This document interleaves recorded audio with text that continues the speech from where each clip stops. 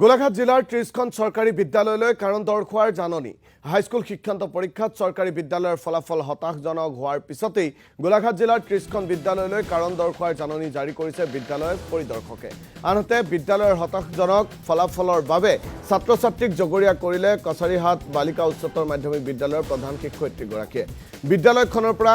৬০ গৰাকী শিক্ষাৰ্থী মেট্ৰিক পৰীক্ষাত অৱতীৰ্ণ হৈছিল যদিও মাত্ৰ ৪ গৰাকী শিক্ষাৰ্থী উত্তীৰ্ণ হৈছে প্ৰধান শিক্ষয়িত্ৰীগৰাকীৰ মতে অনলাইন ক্লাছ লওঁতে বহু শিক্ষাৰ্থীৰ নাছিল মোবাইল আৰু তাৰ প্ৰভাৱ ফলাফলত পৰিছে বুলি কয় কছাৰীহাট বালিকা উচ্চতৰ মাধ্যমিক বিদ্যালয়ৰ প্ৰধান শিক্ষয়িত্ৰীগৰাকীয়ে আমাৰ ৬০ গৰাকীয়ে পৰীক্ষাত অৱতীৰ্ণ হৈছিল আৰু ৪ গৰাকীয়ে উত্তীৰ্ণ হ'ল প্ৰথম কাৰণটো হ'ল আমি 9ত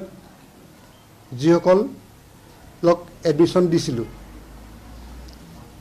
তেখেতলোকৰ কোৱালিটিটো এডুকেশ্যনেল কোৱালিটিটো বহুত কম আছিলে তেখেতলোকে ভাষাৰ জ্ঞানটো বা আখৰে চিনি নাপাইছিলে আৰু তেখেতলোকক আমি সংশোধন কৰিবলৈ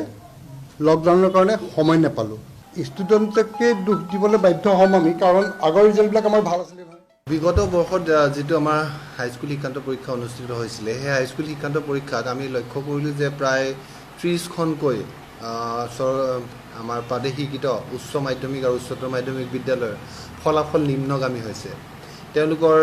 যিসকল ৩০খন বিদ্যালয়ৰ ওপৰত আমি কাৰণ দৰ্শোৱাৰ জাননী প্ৰেৰণ কৰিছোঁ তেওঁলোকক কাৰণসমূহ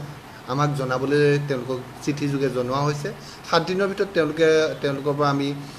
উত্তৰটো আশা কৰিছোঁ আৰু তেওঁলোকে কি কাৰণে এই অৱস্থাটো হ'ল এই ধৰণৰ পৰ্যায়ত তেওঁলোকৰ এই প্ৰদৰ্শন কিয় নিম্নগামী হ'ল তাৰ ওপৰত আমি ব্যৱস্থা কিয় লোৱা নহ'ব তাৰ ওপৰত তেওঁলোকক কাৰণ দৰ্শোৱাৰ জাননী প্ৰেৰণ কৰা হৈছে আমি